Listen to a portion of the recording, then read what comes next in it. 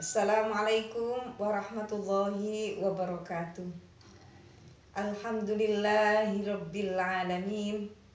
Arrahmanirrahim. Maliki yaumiddin.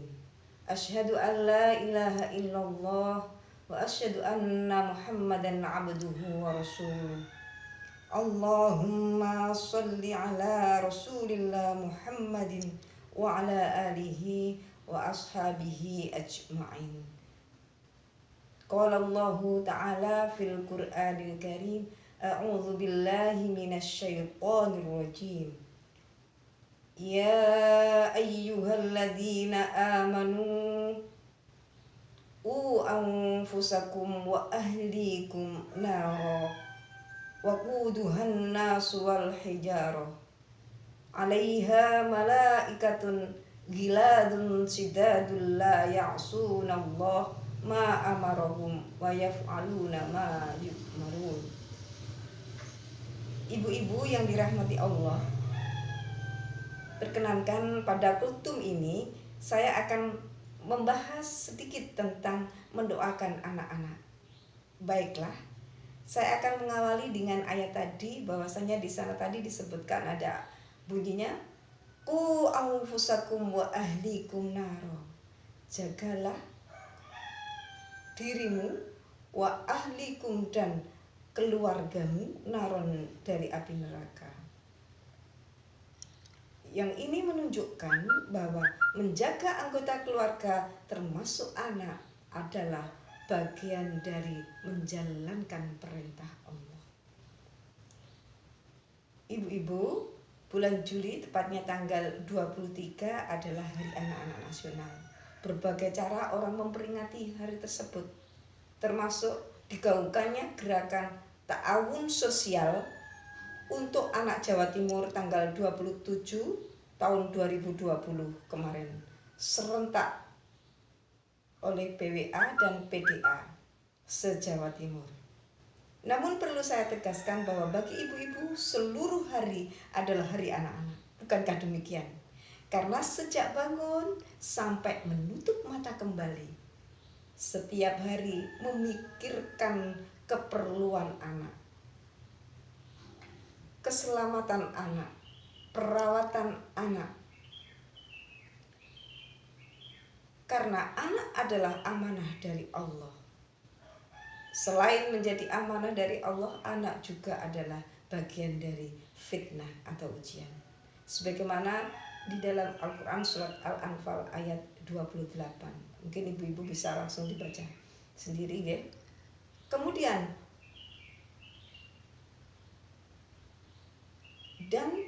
Kemudian cara mendidik anak sudah banyak dicontohkan sejak zaman Rasulullah Muhammad SAW, atau sejak zaman Nabi Ibrahim alaihissalam, atau malah sejak zaman Nabi Nuh dan Nabi Adam alaihissalam.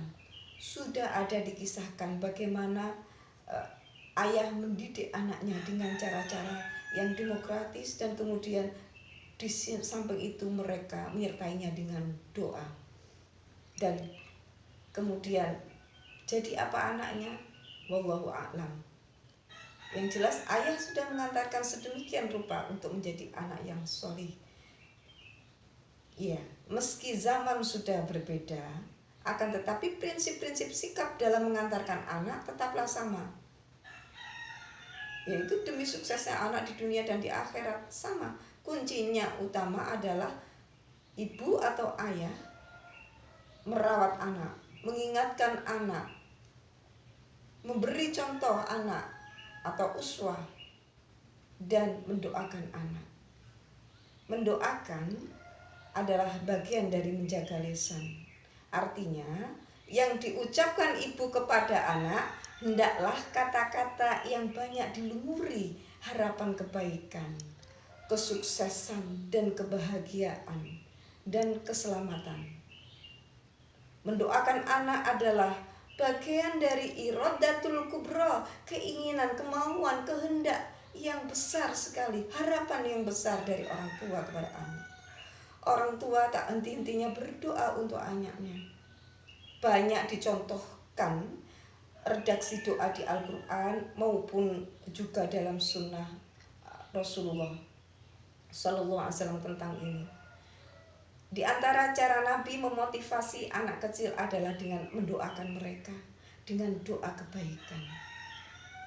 Ada diriwayatkan bahwasanya Ibnu Abbas satu ketika Ibnu Abbas menginap di rumah Rasulullah Sallallahu Alaihi Wasallam yang kebetulan sejak tahun 7 Hijriah Maimunah telah diperistri oleh Rasulullah SAW dan kebetulan pada bulan Dzulhijjah. Ibu-ibu yang dirahmati Allah, Ibnu Abbas menginap di rumah Rasulullah, di rumahnya Maimunah, bibinya. Maimunah itu bibinya Ibnu Abbas, juga yang Ibnu Abbas itu adalah sepupunya Rasulullah. Jadi dari segi Rasulullah saudara, dari segi Maimunah juga saudara. Oleh karena itu kemudian nginep di sana. Dan kemudian di malam hari Rasulullah bangun, kemudian masuk ke kamar mandi.